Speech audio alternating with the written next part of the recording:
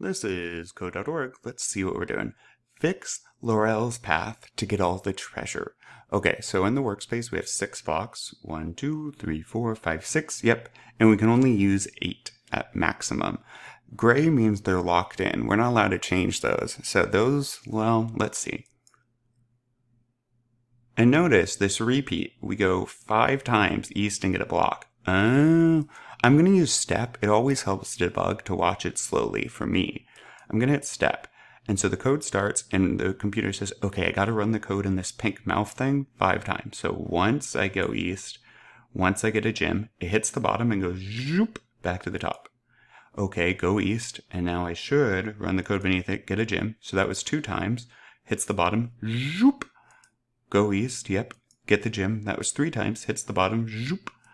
Go east, yep. Get a gem. That's 4 times. Okay, hits the bottom. Oh wait, there's nothing there. We don't need to go 5 times. What's this? Let's see. Let's try 4 times then. Let's hit reset and run.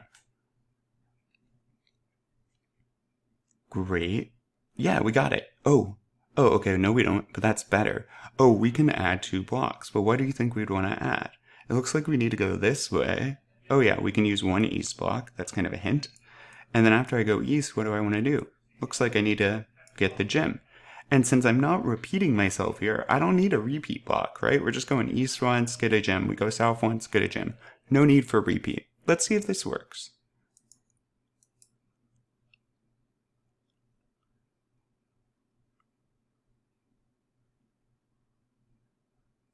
Awesome. Victory. Onward.